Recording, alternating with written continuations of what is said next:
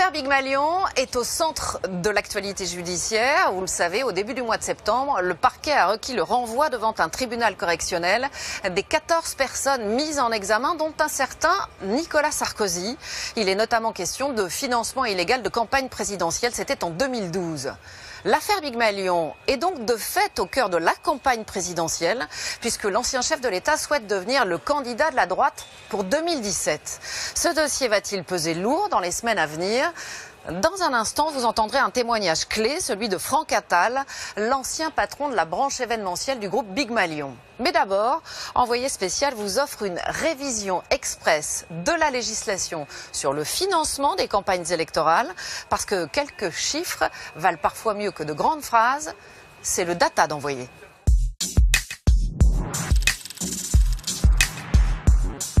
Si la démocratie n'a pas de prix, on ne peut pas en dire autant des campagnes présidentielles. Avant 1988, c'était le bon temps. Aucune loi n'encadrait le financement des campagnes électorales. Les candidats recevaient des dons de particuliers ou d'entreprises. Une fois élu, le nouveau président savait se montrer reconnaissant envers ses généreux donateurs.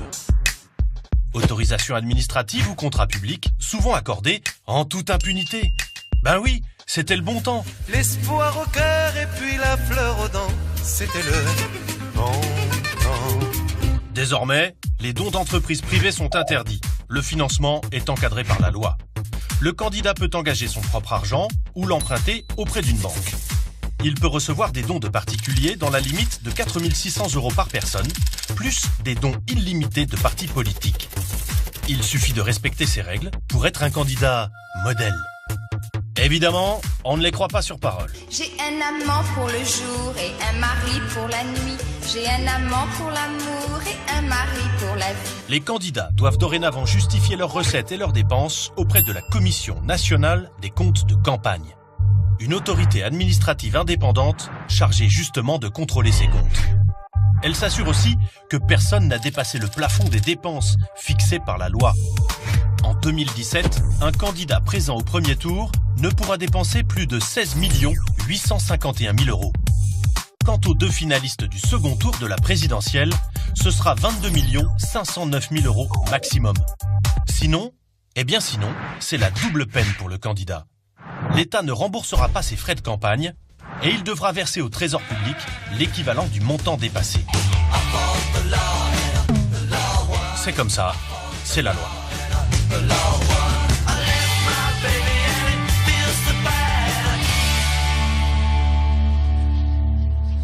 Si vous tapez Big Malion sur un moteur de recherche, les mots fausse facture, double comptabilité et dépassement des comptes de campagne vont rapidement apparaître. Dans cette affaire, une famille politique se déchire, chacun défend sa version.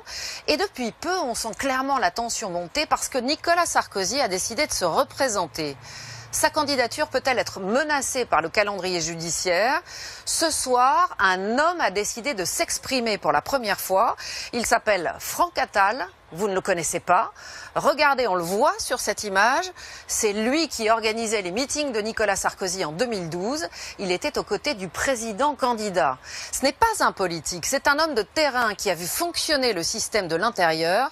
Son témoignage est crucial. Il est le premier à avoir vu les dépenses déraper. Affaire Big Malion, révélation d'un homme de l'ombre, c'est l'événement d'Envoyé et c'est signé Tristan Walex, Mathieu Régnier et Olivier Broutin.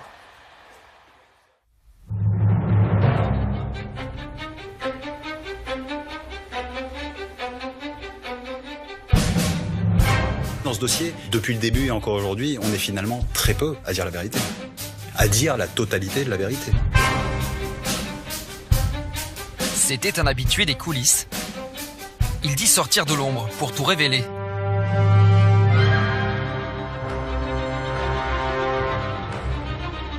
Franck Attal était le monsieur meeting de Nicolas Sarkozy en 2012. Cette musique de campagne l'a fait vibrer à chaque entrée sur scène du président candidat.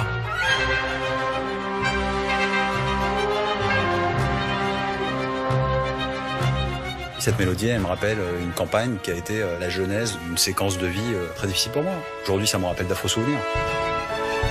Vous m'auriez fait écouter cette mélodie en décembre 2012, je vous aurais dit c'était extraordinaire, c'était quelle aventure, quel challenge ça a été pour moi, pour mes équipes, pour les gens qui bossaient avec moi, voilà. Sa vie a basculé avec l'affaire Big Malion. Mis en examen pour faux et complicité d'escroquerie, Franck Attal a permis à la justice de remonter la piste du financement occulte de la campagne de 2012.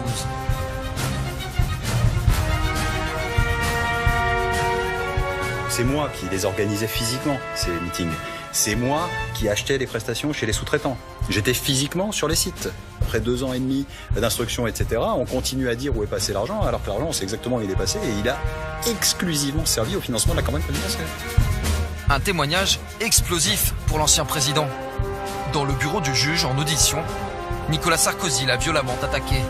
On me demande de comparer ma campagne aux mensonges de M. Attal. En février 2012, je n'ai jamais entendu parler du nom Big Malion. Je ne connais pas M. Attal. Je le récupérais dans sa loge, on va dire en moyenne 20 minutes avant sa prise de parole. Il y avait souvent dans la loge des ministres ou des conseillers, etc.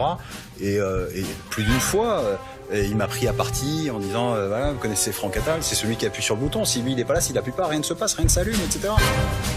Pour moi, c'est pas plus crédible aujourd'hui de dire je connais pas Franck Attal, qui m'a escorté 40 fois jusqu'à mon pupitre, avec qui j'ai eu une dizaine d'échanges dans la loge devant témoins, que de dire les dirigeants de Big Malion ont volé l'argent. C'est du même niveau.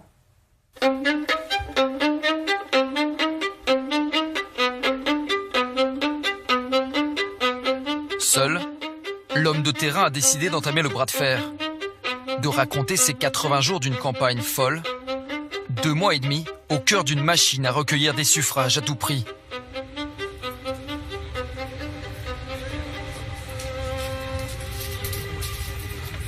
En 2012, Franck Attal a suivi Nicolas Sarkozy de ville en ville. Son entreprise, Big Malion, a été choisie par l'UMP pour gérer la logistique de la campagne. Chargé de la filiale événementielle, Event, Franck Attal avait pour mission d'organiser 15 meetings. Ça faisait à l'époque 16-17 ans que j'étais dans le métier, j'étais très enthousiaste et très heureux et très fier de cette responsabilité qu'on me confiait. Ouais, bien sûr. Dès le début, vous comprenez que ça va être une campagne et des meetings plutôt haut de gamme. Alors j'ai pas de curseur, moi c'est ma première campagne. J'ai pas de curseur pour me dire ce genre de choses. Non, je me dis pas que ça va être je me dis pas du tout voilà que ça va être une campagne haut de gamme ou ce que je me dis, c'est que ce que je me dis et ce que je comprends assez vite, c'est que on organise la campagne d'un président de la République en exercice. Un président candidat, Nicolas Sarkozy. À l'époque, Jean-François Copé dirige l'UMP. Ses 2 principaux interlocuteurs sur le terrain seront Guillaume Lambert, directeur de campagne, et Jérôme Lavrieux, son adjoint, un proche de Jean-François Copé. En début de campagne, Franck Attal ignore que son client est soumis à une règle d'or. Le candidat a interdiction absolue de dépenser plus de 22,5 millions d'euros. C'est même un délit puni par la loi. Pour son premier grand rendez-vous à Marseille, le salarié de Big Malion se souvient qu'on lui parle de tout, sauf de budget. C'était le premier grand meeting de la campagne. Il n'était pas question de prendre le moindre risque en termes de qualité audio et vidéo. La barre a été très haut sur ce meeting de Marseille. Pendant 3 jours, vous avez entre 60 et 100 techniciens qui ont travaillé. Il faut que les gens comprennent que derrière ce qu'on veut résumer à un simple candidat derrière un pupitre, il y a une très grosse installation. Ce 19 février 2012, Franck Attal doit relever un défi. Transformer ce hall vide de 8000 m² en une scène grandiose où Nicolas Sarkozy pourra communier avec les Français. Le peuple de France. Il va y installer pour 770 000 € d'équipement. Voilà, donc ici, la salle de presse. Pour 100 journalistes, hyper équipés, Wi-Fi, ligne analogique, ligne numéris, moniteur retour, traiteur et compagnie. La plus belle salle de presse qu'à cette époque-là, j'aurais fait de ma vie. On avait derrière cette porte les groupes électrogènes, parce qu'en fait, on branchait toutes les installations à un groupe électrogène qui lui-même était secouru par un autre groupe en cas de panne. Mais c'était ceinture et bretelles. Toute cette partie-là était occultée par une ligne de pont à laquelle étaient suspendus des rideaux, ce qu'on appelle des pendrillons, Donc pour occulter le backstage, puisque derrière on avait les régies vidéo essentiellement qui étaient installées. Dans 2 mois, cela sera pour chacun de vous le moment du choix. Sur la partie au centre, on avait un écran de fond de scène qui faisait 20 mètres de base par 7 mètres, je crois, de hauteur. Travaillé en rétroprojection par 6 vidéoprojecteurs de 20 000 lumens chacun. Ensuite, dans cette partie-là, on avait la scène. Donc une scène de 20 mètres d'ouverture par 7 mètres de profondeur. Donc c'est-à-dire que le nez de scène arrivait à peu près ici, et le pupitre se trouvait donc au centre, dans cette position là, à peu près. L'intervenant était ici, il restait encore 2 mètres de profondeur de scène, voilà.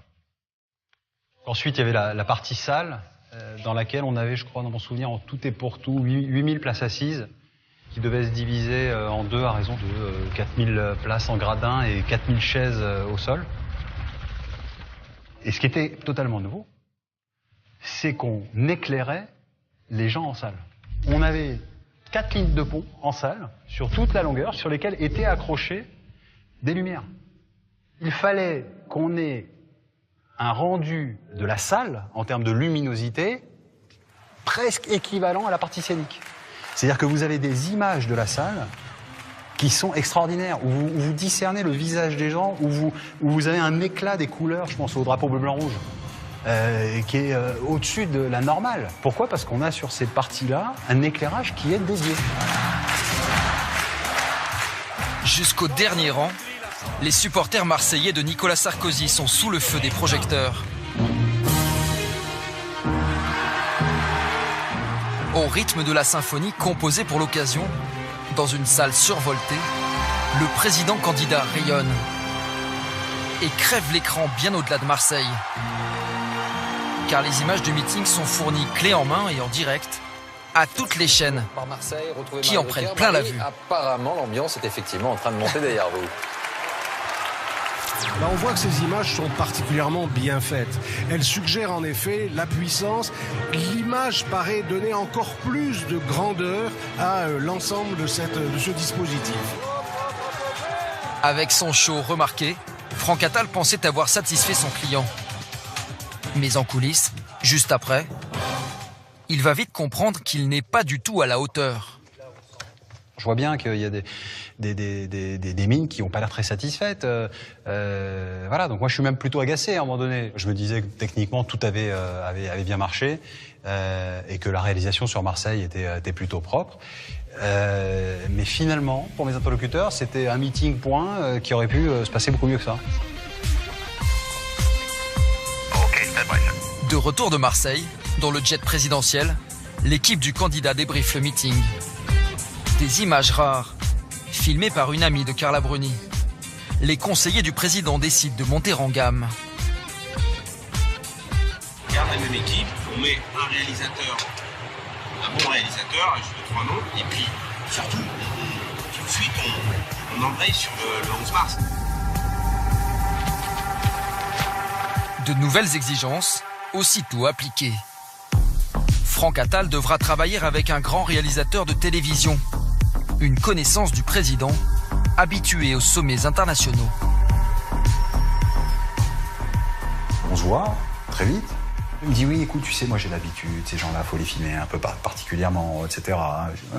Je parle un peu de la configuration. Lui me dit qu'il a l'habitude de faire certains aménagements particuliers, pas des moindres. Il commence à me parler de Steadicam. Alors une Steadicam, c'est une caméra autoportée. Il commence à me parler d'une Luma, une caméra avec un bras.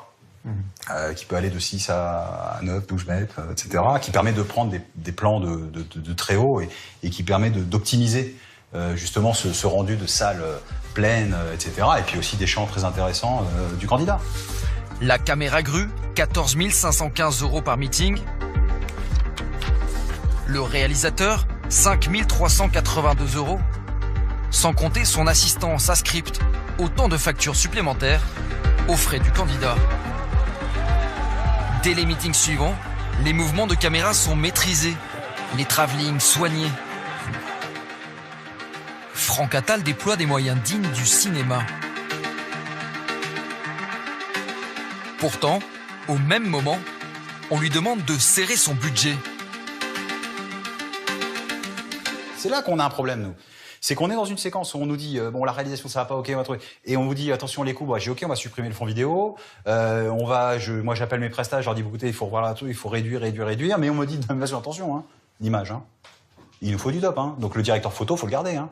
On voulait un éclairage à l'américaine, il fallait qu'avant, après, il se passe des trucs, du bleu, blanc, rouge, du machin, etc. Il fallait que le visage, il n'y ait pas une ombre en dessous, il n'y ait pas une coupure. Donc on avait un directeur photo, ce qu'avait pas Hollande, hein, je vous garantis. Le 7 mars 2012, énorme coup de pression au QG présidentiel. Après seulement 3 semaines de campagne et 5 meetings, Guillaume Lambert, le directeur de campagne, reçoit une note des experts comptables, effrayé par la flambée des dépenses. Même en s'en tenant aux 15 meetings prévus, à ce rythme, le budget pourrait dépasser de 642 000 € le plafond légal. Interdiction absolue d'engager toute dépense complémentaire. Il convient de souligner les conséquences extrêmement graves d'un éventuel dépassement du plafond des dépenses autorisées.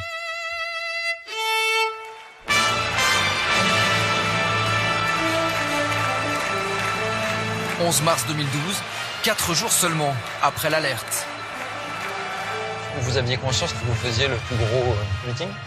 Conscience qu'on faisait le plus gros, peut-être pas, mais j'avais conscience qu'on était en train de livrer quelque chose qui était très lourd, pas évident du tout à livrer dans ces délais-là, mais oui, effectivement, c'était très gros. Hein.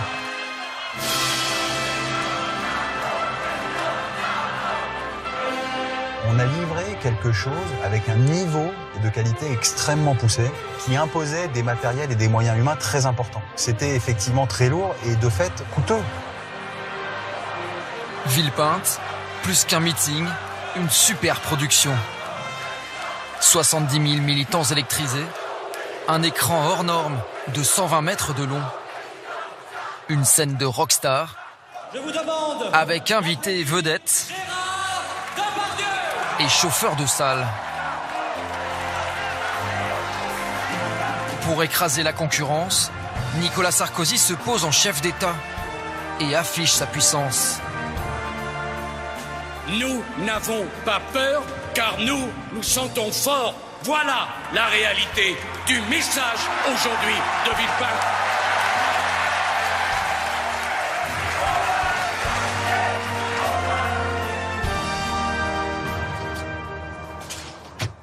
Quatre ans plus tard, changement de décor. À Villepinte, c'est le salon annuel de l'armement. Franck Attal se souvient parfaitement de ce meeting géant où il sera adoubé guide personnel du président grâce à sa mise en scène millimétrée. Moi, j'ai à peu près 5 ou 6 tops à donner pour séquencer cette musique en fonction des distances à parcourir. On est dans un tunnel parce qu'on est caché par le premier gradin de droite. Pas après pas, l'homme de l'ombre se rappelle de chaque seconde de ces longues minutes pendant lesquelles il ouvre la voie à Nicolas Sarkozy. Là, il me suit. On a les gens du gradin qui entendent la musique, devinent sur les images que ça se passe derrière eux, se retournent et le voient pour ceux qui étaient le plus haut. Et on tourne un peu après la fin du premier gradin.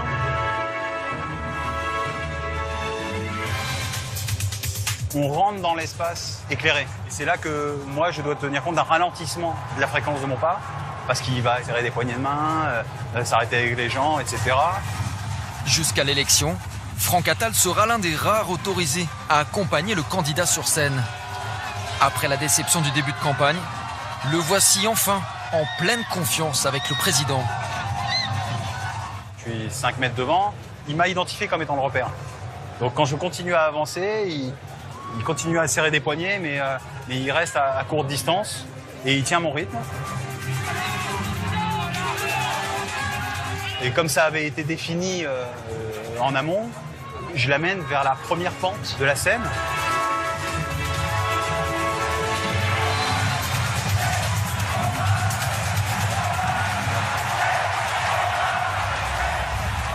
Un instant de gloire, mais un gouffre financier dont était prévenu l'UMP.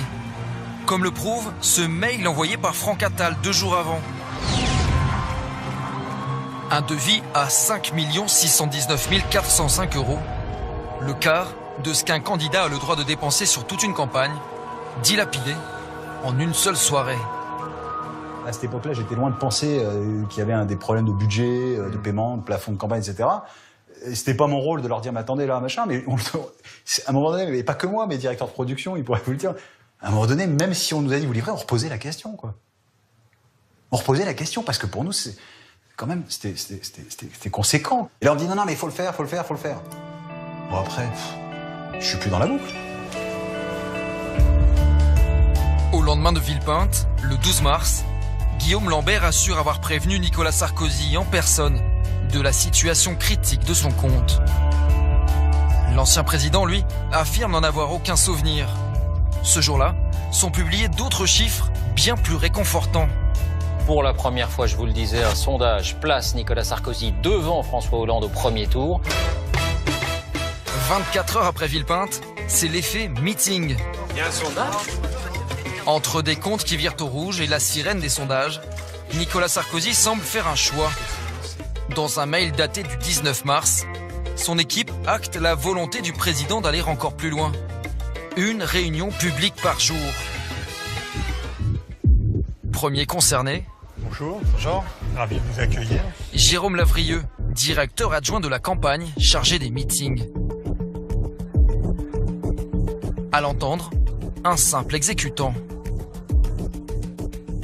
Moi, si on me dit, on fait 10 meetings, puis 12, puis 15, puis 35, puis 45, puis attention, au 45e, il y en aura un 46, 47 et 48. J'imagine que c'est parce qu'on avait les moyens de le faire. Si on me dit de le faire, c'est que celui qui décide de le faire, le directeur de campagne, au mieux, voire au-dessus, estime que c'est faisable de le faire. C'est pas mon problème de savoir ça. Et c'est une volonté personnelle du candidat d'accélérer cette campagne? Vous l'entendiez dire de sa bouche ou écoutez, vous connaissez Nicolas Sarkozy, enfin pas personnellement, mais imaginez quelqu'un qui pourrait lui imposer de faire quelque chose qu'il n'a pas envie de faire. Rien que de dire ça fait naître un sourire sur votre visage. C'est pas possible.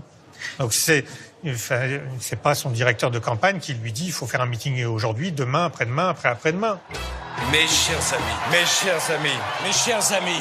Strasbourg, Rueil-Malmaison, Orme, Nantes, Élancourt, Nîmes, Besançon. En une semaine, Nicolas Sarkozy boucle un tour de France en pleine confiance, porté par les sondages. Merci d'être là, car j'ai besoin de vous. Franck Attal, lui, voit les factures s'accumuler.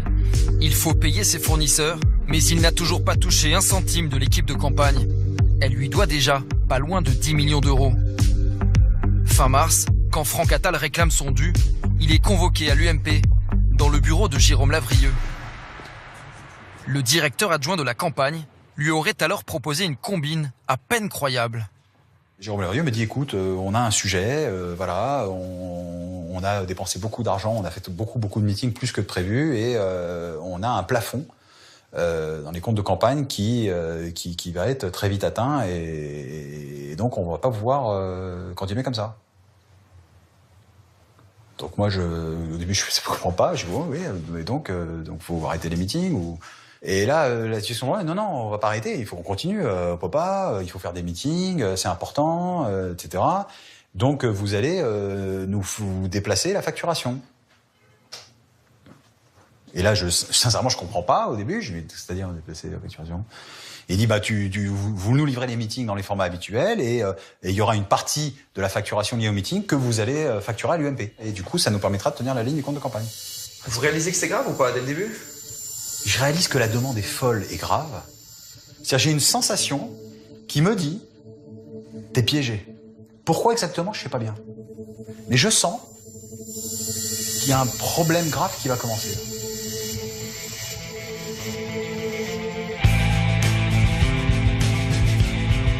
Tenir une double comptabilité. Aider à maquiller les comptes de campagne. Sur la route du retour, Franck Attal est sidéré par cette proposition qui est illégale. Ce qu'on vous propose est tellement fou que vous pensez que vous l'avez pas entendu, quoi, vous allez vous réveiller. Et donc, comme vous avez pas le temps de réaliser ça, de toute façon, vous vous dites, la patate chaude, il faut que tu l'envoies à qui de droit, quoi, c'est les présidents. Franck Attal, l'homme de terrain, n'a pas le pouvoir de trancher. En arrivant au bureau, le directeur d'Event redoute la décision de ses patrons. Car il connaît la réputation sulfureuse de sa maison mère. Big Malion, une agence discrète, très politique, qui doit tout à l'UMP. Ses deux fondateurs, Guy Alves et Bastien Milot, ont travaillé pendant 10 ans auprès de Jean-François Copé, de la mairie de Meaux jusqu'au ministère du Budget. Des entrepreneurs copéistes amis de Jérôme Lavrieux, lui aussi un ancien de la mairie de Meaux, puis bras droit de Jean-François Copé à l'UMP. Les deux patrons de Big Malion n'ont pas la même version de l'histoire. Bastien Milot nie en bloc. Guy Alves, lui, assure qu'ils ont accepté ensemble le stratagème de l'UMP. J'en ai parlé avec Bastien Milot, donc je suis pas en train de vous dire, j'ai un écho de quelqu'un qui m'a dit qu'un jour peut-être. J'en ai parlé. Et la décision on l'a prise ensemble. Pourquoi on le fait? Pas du tout, encore une fois je me répète, mais c'est aussi important, pas du tout par amitié, pas du tout parce que j'aurais bossé pour Copé pendant 10 ans et que du coup on s'arrange entre amis. Il y a rien de tout ça. Il y a rien de tout ça. On le fait parce que moi j'ai une société qui a 50 collaborateurs et qui n'a rien fait de mal. Vous n'avez pas eu le choix. Et lequel j'aurais eu? Aucun choix. Si, le choix de couler ma boîte. Mais qu'on me dise pourquoi j'aurais dû prendre ce choix. Pourquoi j'aurais dû accepter de couler ma boîte parce que mon client me doit totalement, légalement et en transparence 10 millions d'euros qu'il refuse de me payer. Franck Attal se retrouve alors plongé au cœur d'un système illégal. Sur une clé USB, il a conservé en secret la double comptabilité mise en place par Big Malion. Voilà comment, selon lui, ont été cachées les dépenses excessives de la campagne de Nicolas Sarkozy. En fait, chaque prestation a deux prix. En bleu, le prix Attal, réel. En blanc, à gauche, le prix spécial compte de campagne, sous-évalué. Post vidéo, prix de vente, on est à 236 000 euros pour 30 397 euros sur la facture meeting. Le gradin, là on a un poste prix de vente à 25 467 et là 3 280. La direction photo, prix réel donc à droite 4 500 euros, prix fictif sur la facture du meeting 600 euros. Des tarifs divisés par 7. Big Malion aurait inventé la machine à faire des super meetings au prix d'une kermesse. Ce meeting-là, par exemple, donc en l'occurrence c'est Marseille, normalement, Event et compagnie aurait dû produire une seule facture de 770 677,28 € TTC. Or, la facture qui a été produite pour le meeting de Marseille est d'un montant de 100 104 € TTC. La différence énorme entre les deux prix se trouve dans la colonne du milieu. Ce sont toutes les sommes dissimulées du compte de campagne que Big Malion doit se faire payer en cachette, d'après Franck Attal. Selon lui, c'est l'UMP qui va s'en charger, en remboursant les millions d'euros de manque à gagner, avec de fausses factures. Pour reprendre le cas de Marseille, ça a coûté 770 677,28 €. Nous n'avons pu facturer, normalement entre guillemets, que 100 104 €. Donc 670 573,28 € ont été mis de côté. L'accumulation de ces différences sur 45, 46, je n'ai plus le nombre en tête, mais meeting, nous fait arriver à un montant total de 18 millions d'euros TTC. Qui vous manque. Qui nous manque. Donc pour aller chercher ce montant qui correspond aux factures de nos fournisseurs et à notre salaire, eh ben, il fallait facturer quelque chose. Eh ben, on nous a fait facturer des fausses conventions. Donc on a fait des fausses factures en termes d'intitulé et libellé, mais réelles en termes de prestations fournies. Les fausses factures, les voici. 18 millions d'euros de conventions bidons payées en douce par l'UMP pour compenser les ristournes fictives de Big Malion. Cette version de Franck Attal est rejetée par tout le monde à l'UMP, même par celui qu'il désigne comme son donneur d'ordre. Jérôme Lavrieux est le seul à reconnaître cette fraude, qu'il appelle ventilation, mais il conteste son calendrier. À l'entendre, tout aurait été arrangé après la présidentielle, de manière non préméditée. Franck Attal nous dit que vous racontez la vérité, mais pas toute la vérité. Dites-moi ce que vous voulez que je dise, et puis je le dirai à ce moment-là. Il se demande pourquoi vous ne confirmez pas cette réunion de mars 2012. Parce que c'est pas le souvenir, j'ai pas le même souvenir que lui de cette réunion.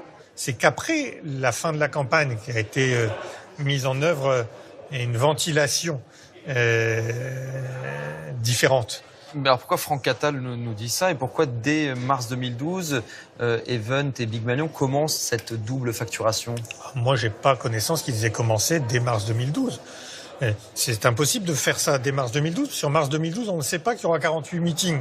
Donc il n'y a aucune raison de le faire dès mars 2012. Parce que dès mars 2012, les comptes débordent un petit peu, ils débordent encore plus à la fin. Comment Franck Attal peut-il savoir qu'en mars 2012, les comptes débordent? Puisqu'il ne s'occupe que des meetings. Il ne s'occupe pas du siège de campagne, du personnel, d'Internet, des transports. C'est pas son sujet. Non, mais il y a déjà eu une première alerte des experts comptables, donc on sait que... Qui n'a pas été adressée à Franck Attal. Non, mais... Lui, ni à moi, d'ailleurs. Non, mais il est prévenu par l'équipe du candidat, nous dit-il.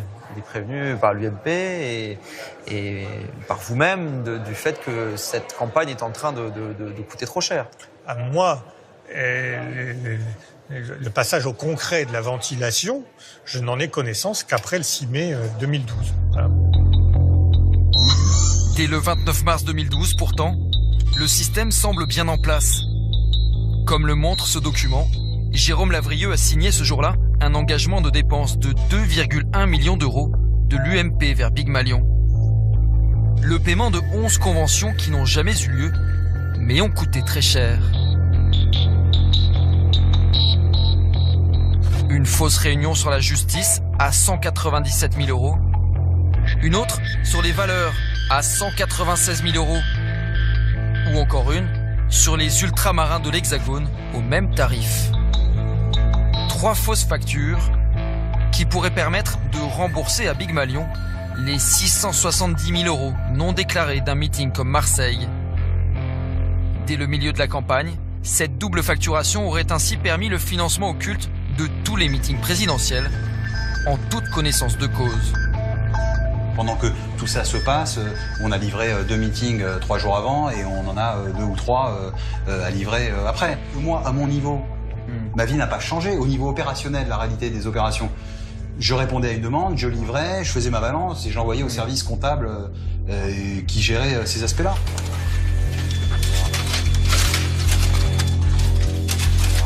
Pour Franck Attal, à 5 semaines de l'élection, la planche à fausses factures tourne déjà à plein régime. Une machine à fabriquer des meetings. Le 19e a lieu à Nancy, le 2 avril. Techniquement irréprochable, comme d'habitude. Prix Attal, 531 000 euros. Facturé 95 000, plus 2 fausses conventions.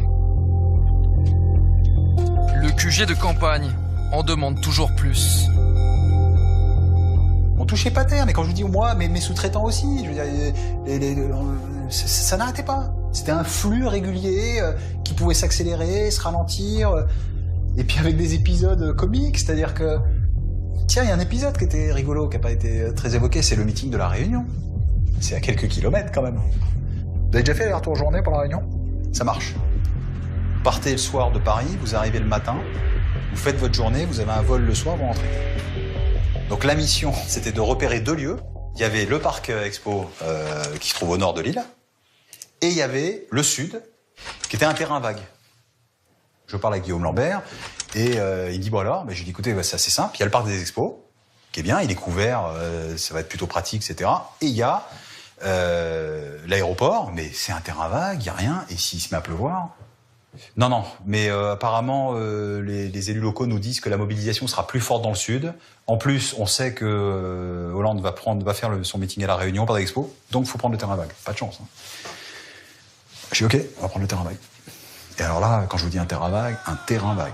Et on bouge, et on crie, Sarko, président. Un terrain vague dans l'océan Indien, Plus fort que ça. transformé en mini-ville peinte. Une prouesse technique et des détails saugrenus. Franck Attal doit gérer jusqu'au parapluie des militants. Dans cet échange de mails, il annonce à Guillaume Lambert en avoir trouvé 5000 de 3 couleurs différentes. Ok pour commander ces parapluies. car il faut pouvoir se prémunir contre le risque de pluie. Mais pour le directeur de campagne, ce n'est pas assez. Franck, une question complémentaire. Y a-t-il des rampes brumisateurs? Important s'il fait chaud pour que tout le monde ne tombe pas dans les pommes en attendant le président de la République. Non, mais nous avons prévu des fontaines à eau. Merci de regarder la possibilité de louer en plus ces rampes brumisateurs. Impossible. Pourquoi? Ce matériel existe sur place. Nous l'avions utilisé lors de la dernière visite de Nicolas Sarkozy à La Réunion. Il ne coûte pas cher. Finalement, pas une goutte de pluie, aucune insolation à déplorer. L'aménagement du terrain vague a coûté officiellement 200 000 €, 3 fois plus selon Franck Attal. Souvenez-vous, à fond jusqu'au premier tour, à fond jusqu'au deuxième tour.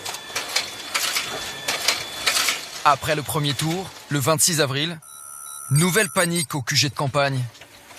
Déjà 36 meetings, une alerte vient encore une fois enrayer la machine. Une situation tellement critique que les experts comptables l'adressent directement à Nicolas Sarkozy. Les dépenses explosent et pourraient dépasser de 2 millions d'euros le plafond légal. Nous nous permettons de réitérer les observations formulées dans notre note du 7 mars 2012, transmise à votre directeur de campagne, soulignant déjà les conséquences extrêmement graves d'un éventuel dépassement du plafond des dépenses autorisées.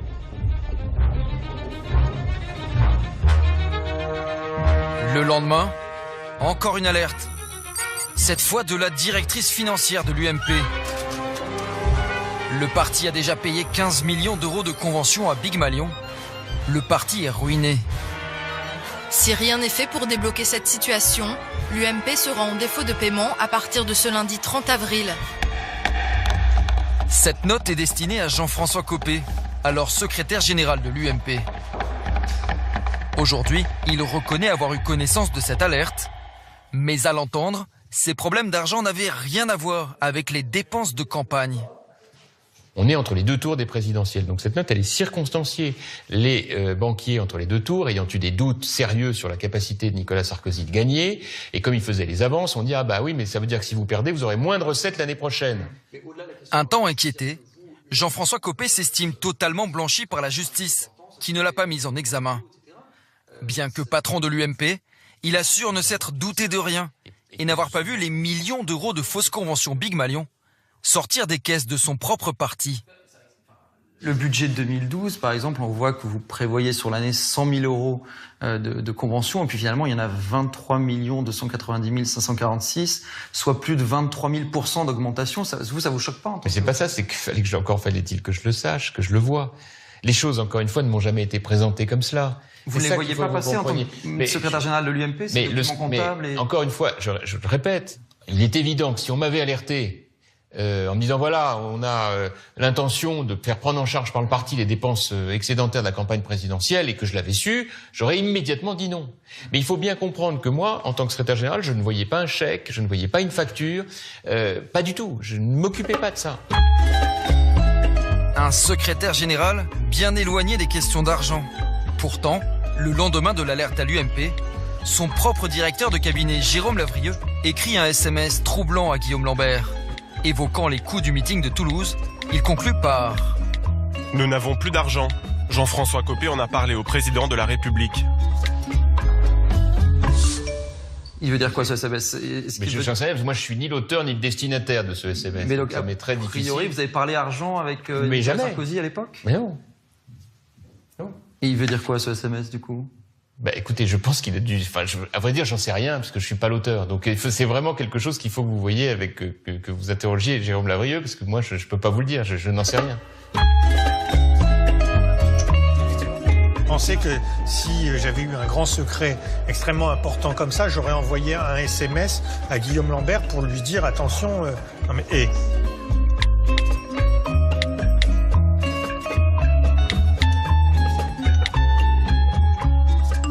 Ce SMS n'a aucun rapport avec les comptes de campagne du candidat. Il a un rapport avec les lignes de trésorerie offertes par les banques au parti UMP. C'est normal que je lui en parle. On a du mal à croire que si Jean-François Copé, dans ce contexte-là, parle au président de la République d'argent, il ne parle pas du tout des comptes de campagne qui sont en train de déborder. Et parce que Jean-François Copé n'a aucune connaissance des comptes de campagne à ce moment-là. C'est tout. Tout comme moi. Tout comme moi.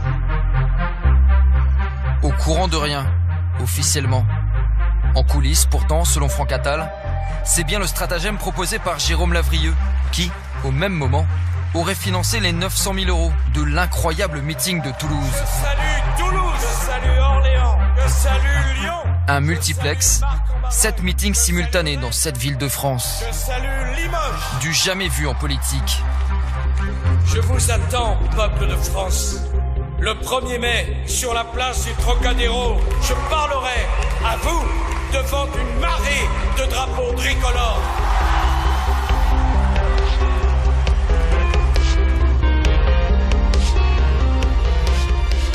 Deux jours plus tard, le Trocadéro célèbre Nicolas Sarkozy. À moins d'une semaine du deuxième tour, la campagne du président s'achève en apothéose. Vous êtes 200 000. En 2 mois et demi, Vous êtes le peuple de France. Nicolas Sarkozy aura tenu 44 meetings, un tous les 2 jours, 3 fois plus que prévu. C'était le 1er mai. Ce 1er mai 2012, 2 meetings, 2 ambiances. À Nevers, le rassemblement de François Hollande fait pâle figure. La débauche de moyens n'aura pas suffi. Le dimanche suivant, Nicolas Sarkozy sera battu de justesse.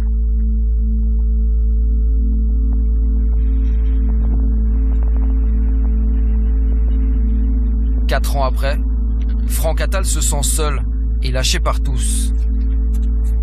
Le scandale Big Malion a éclaté et fait imploser l'UMP.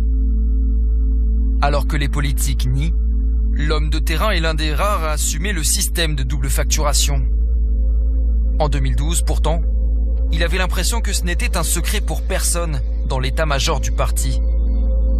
Si à l'époque, j'avais supputé, ne serait-ce que supputé, qu'au moment où se décidait un tel montage, que Nicolas Sarkozy et Jean-François Copé n'étaient pas au courant, j'en aurais fait un vrai sujet. Enfin, je veux dire, on peut pas. J'aurais même eu le culot pour une fois de dire à ma direction, à ma présidence, attendez, vous pouvez pas prendre une telle responsabilité alors que les protagonistes eux-mêmes ne sont pas au courant. Mais je pense que ma direction aurait réagi de la même façon. Il était évident pour tout le monde à l'époque où tout ça se décidait que tout le monde était au courant. J'ai appris le nom de Big Malion longtemps après la campagne présidentielle. En ce qui concerne ma campagne, je le dis à tous ceux qui m'ont soutenu, il n'y a jamais eu le moindre système de double facturation, que les 17 millions qu'on prétend dépendre de ma campagne qui ont été cachés, c'est une folie. Tout d'un coup, on vient nous expliquer qu'il y a 16 millions qui ont disparu dans le budget de ma campagne. Mais c'est une honte. Si demain il y a une agression dans les rues de Vélizy, monsieur le maire, j'étais à Vélizy, mais c'est pas moi.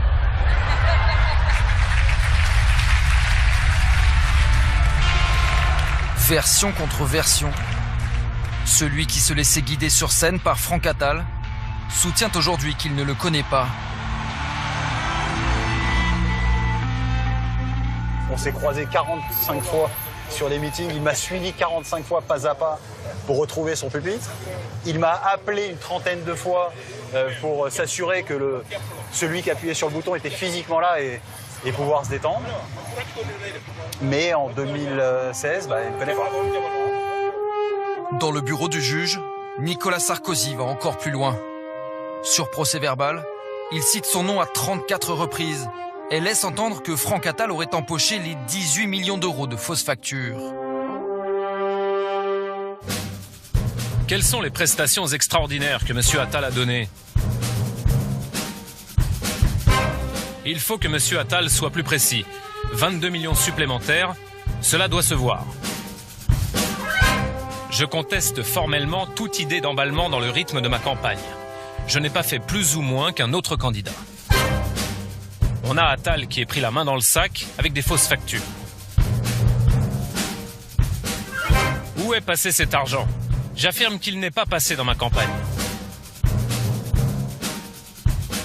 Quand j'entends certains dire « mais où est passé l'argent ?» Mais qui aujourd'hui se pose la question? Ces flux ont été remontés par les enquêteurs. On sait où est l'argent. Des impôts ont été payés, la TVA, l'URSSAF, l'impôt société. C'est pas parti sur des comptes à l'étranger ou dans des paradis fiscaux.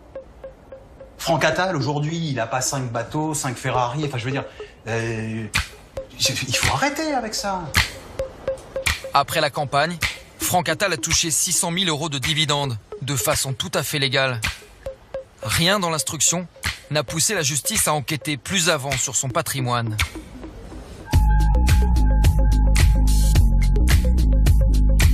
Alors, pour vérifier où est passé l'argent, nous avons embarqué la double comptabilité et interrogé les sous-traitants du meeting de Marseille.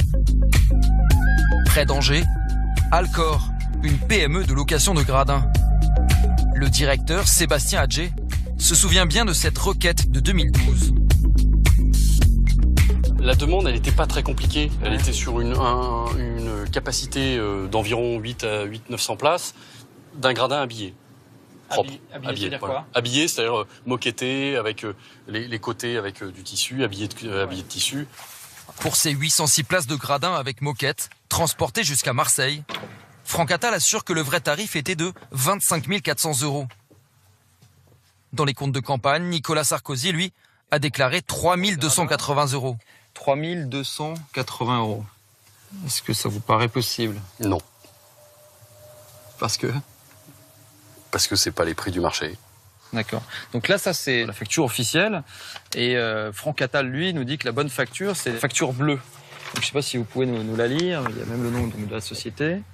Et là, on n'est plus sur des valeurs qui me semblent des valeurs de marché, encore une fois, sans me souvenir exactement du montant, mais on n'est plus sur des valeurs de marché par rapport à la prestation qu'on a fournie à Marseille. La facture Franck Attal vous paraît davantage cohérente que la facture officielle? C'est clair. Sans l'ombre d'un doute. Sans l'ombre d'un doute. On ne se serait pas déplacé pour 3 200 €. Près de Paris, même question au responsable de Lenny. Bonjour. Une société de matériel vidéo. Bon, merci de nous recevoir. Je vous en prie. À Marseille, il avait envoyé une dizaine de ses salariés pendant 4 jours pour installer un équipement haut de gamme. Tarif Attal, 236 000 €. Tarif équipe Sarkozy, 30 000 €. J'ai la facture. Donc c'est Marseille? Celle de Marseille, oui. Et donc alors on est plutôt sur quelle colonne qui est confirmée? Écoutez, on va regarder le montant. Voilà, ce sont 97 426. Donc avec la marge, c'est... Ça, ouais. 236 000. Le devis fait 9 pages, je crois. Voilà, c'est tout le détail de la régie. Donc il y avait du système HF, vous avez les rappels d'écran, vous avez les retours scène, retours salle, retours loge, les bureaux de production, les placements dans la salle de presse, la régie de backstage, la régie vidéo. Tout ça plus cher que d'habitude ou au prix du marché? Non, c'est le prix du marché. Vous êtes formel entre ces deux colonnes? Il y en a une qui vous paraît cohérente, une autre qui ne l'est pas? Celle-ci me paraît plus cohérente, oui, tout à fait. Et celle-là, elle vous paraît... Elle me paraît, je sais pas ce qu'elle me paraît, mais elle me paraît pas être la réalité, quoi. Ouais. Nous avons finalement récupéré les 25 factures des sous-traitants de Marseille, notamment celle du gradin. Mais aussi l'éclairage, la déco, le son. Toutes correspondent au prix de Franck Attal. Après 2 ans d'instruction, les enquêteurs ont conclu que les 18 millions € de fausses factures avaient intégralement financé la campagne. Les chiffres certifiés exacts de la main de Nicolas Sarkozy seraient faux. La somptueuse campagne de 2012 aurait coûté 22 millions déclarés, plus 18 millions de fausses factures, soit 40 millions €. Et peut-être même encore plus. Voyons par exemple comment a été payée cette fameuse musique. L'hymne du candidat président. Elle a été écrite par Laurent Ferlet, proche de Carla Bruni, un compositeur renommé pour ses musiques de films. Voilà, il y a une espèce d'attente, c'était la première partie avec des pêches, par moments des chœurs. Un peu comme le début de Johnny Hallyday, une chanson que je t'aime, que je t'aime. Et à la fin, le thème est passé en majeur, il passe en majeur. Quand quand il est, tu sais, avec les cordes, etc. Alors là, c'est difficile à jouer. C'est quand Nicolas Sarkozy rentre sur scène. C'est quand il arrive sur le podium à la fin. Des millions de Français nous regardent. Le musicien s'est plié aux consignes de l'équipe du candidat. Il n'a eu que 2 semaines de travail, mais des exigences ambitieuses. Ma priorité. Il voulait un mélange de la progression du boléro de Ravel, qui amenait le candidat jusqu'au podium. Il voulait un mélange un peu la grandiloquence ou le côté solennel de Wagner. On m'a dit de faire une musique haletante. J'ai compris que, d'après tous les briefs que j'ai eus entre les musiques de Wagner, etc., qu'il fallait une musique épique d'aventure. Le morceau final, enregistré par 80 musiciens à Sofia, était intitulé « Course pour la victoire ».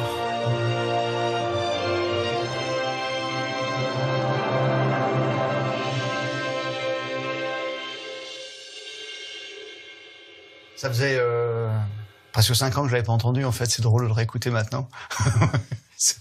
Et ça vous fait quoi? Vous l'avez trouvé comment alors, cette musique que vous avez composée à l'époque? J'assume tout ça, mais c'est vrai que quand on le réécoute à froid, on a une vision un peu différente. Ça fait mastoc quand même là. Ça vous paraît en le réécoutant un peu too much, c'est ça? Ouais. Je trouve ça too much, ouais. Enfin, c'est en rapport avec la taille des meetings, hein. Une musique un peu bling-bling qui n'aurait pas coûté 1 centime, selon les déclarations de Nicolas Sarkozy au juge. J'ai le souvenir que la musique m'a été offerte par un de mes amis. Pourtant, une facture de la société de Laurent Ferlet, Switch, a bien été déposée à la commission des comptes de campagne. Nous n'avons pas reçu l'autorisation de la filmer, juste un message par téléphone Je vous appelle comme de l'attaché de presse de la commission. question. Vous savez, pour le compte Sarkozy présidentiel 2012. Alors donc, nous sommes allés vérifier. Il y a dans le compte 43 056 € déclarés pour les factures Switch. 43 000 € déclarés officiellement. Ces quelques notes n'étaient donc pas un cadeau du compositeur à son ami Nicolas Sarkozy. Laurent Ferlet se souvient même d'un autre prix, encore plus élevé.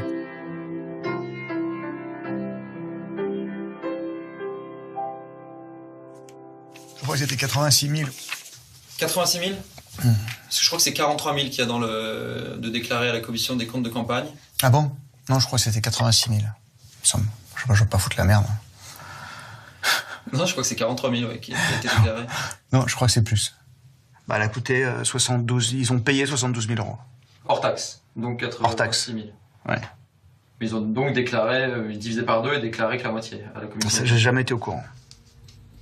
Tu me l'apprends. Vous me l'apprenez. En découvrant d'autres dépenses à moitié déclarées, comme celle de la musique, les policiers ont mis au jour ce qui pourrait être une seconde fraude. Cette fois, elle ne concerne pas Big Malion, mais les comptes même de l'UMP. Des centaines de factures de la présidentielle auraient été prises en charge par le budget du parti. Comme ces 10 000 t-shirts, les jeunes avec Sarkozy, 56 900 €. Ces 2300 allers-retours en TGV pour des militants du Trocadéro, 329 351 €. En tout, 8 millions d'euros oubliés au moment du dépôt du compte de campagne. Je vous donne un certain nombre de factures. Encore une fois, Jérôme Lavrieux, pourtant directeur adjoint de la campagne, n'aurait rien vu, rien su, rien décidé. 329 000 €, SNCF. Et c'est marqué SNCF, 329 000 €. Je m'occupais pas de la SNCF. On a plusieurs centaines de factures de déplacement de personnalités pour un montant total de 274 000 €. Nadine Morano. Et il y en a seulement François Fillon. 8 200 € qui ont été portés dans les comptes de campagne. Encore François Barouin pour Los Angeles, pas pété. Je pensais sincèrement que c'était déclaré. En tout cas, la loi obligeait à le déclarer. 47 300 € de maquillage pour 1, 2, 3, 4, 5, 6, 7, 8, 9, 10 prestations. Qu'est-ce que ça vous inspire de voir toutes ces factures-là quelque part? qu'il y a eu une débauche de moyens dans tous les sens et que l'important c'était de gagner sans s'occuper de respecter la législation sur les comptes de campagne. Voilà. J'en assume ma part de responsabilité, mais pas toute la responsabilité. Je m'occupais pas des t-shirts, je m'occupais pas des déplacements, je m'occupais pas des TGV, je m'occupais pas je n'ai pas maquillé Nicolas Sarkozy. Alors qui aurait maquillé les comptes de campagne? Franck Attal n'a pas la réponse. Il assure n'avoir jamais évoqué la double facturation avec Nicolas Sarkozy ou Jean-François Copé en personne. Aujourd'hui, il ne soutient aucun candidat à la primaire à droite. Il dénonce l'hypocrisie générale de ceux qu'il dit avoir aidé à tricher en 2012. Oui, Nicolas Sarkozy peut raconter son histoire, Guillaume Lambert peut raconter la sienne, Jérôme Lavrieux peut raconter la sienne, Jean-François Copé en a une autre. Mais la vérité, et j'allais dire ma vérité, c'est pas ma vérité, c'est la vérité. C'est pas une vérité qui m'innocente. C'est juste une vérité qui limite ma culpabilité au fait que oui, j'ai continué à livrer des meetings en étant au courant qu'au niveau des facturations, les choses se faisaient pas de manière académique. Voilà. Et il aurait été noble que des gens qui prétendent aux plus hautes fonctions de l'État aient au moins le même comportement que le mien. Ces gens-là, moi, je suis prêt à les rencontrer et à parler avec eux. Aujourd'hui, je suis prêt à les rencontrer sur un plateau de télé, moi. Moi, j'ai pas de... je suis prêt à m'expliquer avec Nicolas Sarkozy soi-même sur un plateau de télé et qu'on défende argument contre argument les faits qui sont relatifs à mon action, à moi, dans cette affaire. Moi, ces gens-là ne me font pas peur. Leur notoriété ne me fait pas peur. Franck Attal est poursuivi pour complicité de financement illégal de campagne électorale. Infraction pour laquelle Nicolas Sarkozy est mis en examen à titre d'auteur principal. Nous avons sollicité l'ancien président à de multiples reprises. Ni lui, ni son directeur de campagne n'ont voulu répondre à nos questions.